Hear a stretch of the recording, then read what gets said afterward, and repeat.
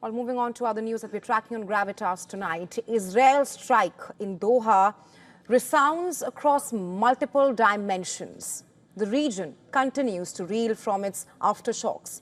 It has perhaps put a major dent on America's credibility in the region. The Gulf is angry. It is questioning the point of its security partnership with the US. And most importantly, the fragile Gaza ceasefire talks could be at a risk because of Israel's strikes on Doha. Doha has accused Israel of state terrorism. Qatari Prime Minister Al Thani has called Netanyahu, the Israeli Prime Minister, reckless. Qatar has vowed to take all required legal measures in response to the Israeli strike.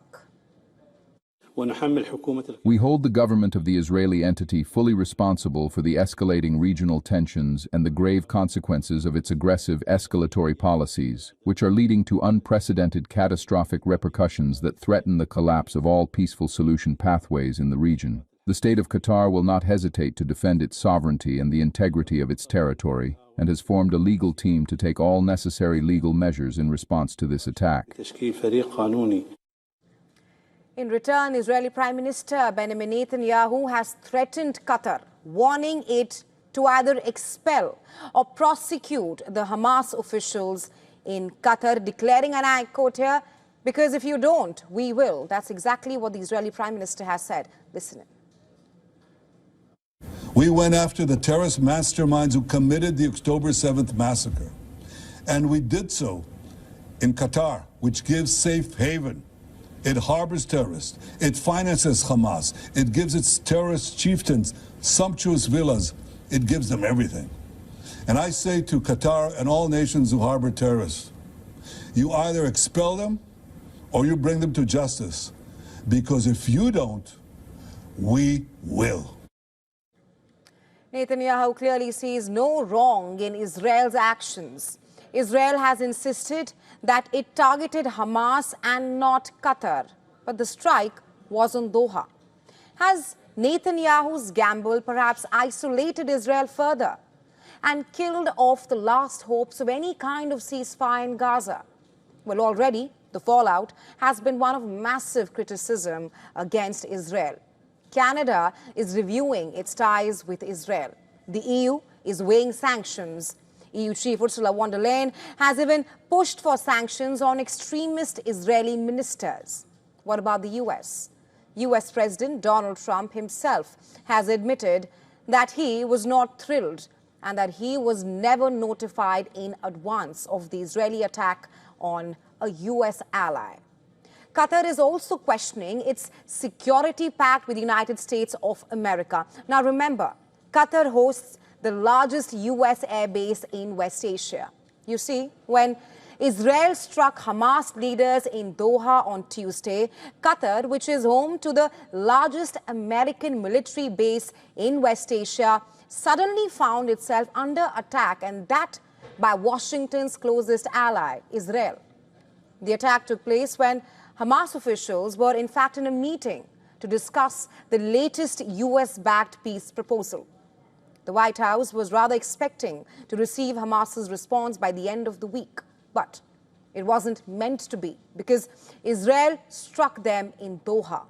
And its strike not only killed Hamas members, but also killed a Qatari officer, the first Gulf Arab killed by Israel in decades. For Qatar, which has hosted Hamas leaders at America's request, this attack by Israel on its soil was a major humiliation. And across the Gulf, it has triggered uncomfortable questions. Number one, what perhaps is the value of US protection if American troops on Qatari soil cannot stop such an assault? In this, Qatar had the backing of its neighboring countries. UAE President Sheikh Mohammed bin Zayed Al Nahyan and other Arab leaders rushed to Doha. And that's, of course, in support. Saudi Crown Prince Mohammed bin Salman condemned what he called Israel's assault in the region. Jordan also called the strike a dangerous violation of international law. All these developments signal Gulf unity against Israel.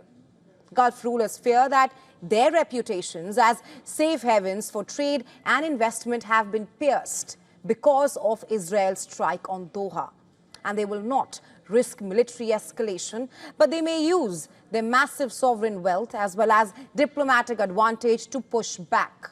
Already, Qatar has taken its outrage to the United Nations, sending formal letters to UN Secretary General Antonio Guterres and the UN Security Council condemning Israel's strike.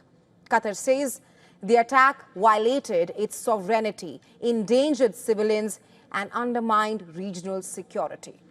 Qatar's Prime Minister has also vowed a comprehensive response to deter future strikes. The UNSC was due to meet on Wednesday but pushed its emergency session to Thursday as calls now grow for global action against what Arab states are calling Israeli aggression. The major fear is also that Israel's strike jeopardizes the fragile ceasefire talks for Gaza that are being mediated by Qatar, Egypt and the US. Qatar is saying that Israel has endangered the ceasefire talks as well as the release of the remaining Israeli hostages who are still in Gaza. But it has vowed to continue its mediation role. It is now seeking a collective Gulf Arab response. Gaza, meanwhile, remains in humanitarian catastrophe, starving due to famine, with 64,000 plus Palestinians dead. The fallout in the region could be a turning point that we'll have to wait and see, because what will be the Gulf's response? But what's certain for now is this: the attack has united Gulf states in anger. It has rattled confidence in US security guarantees and put the US on shakier ground with Gulf allies.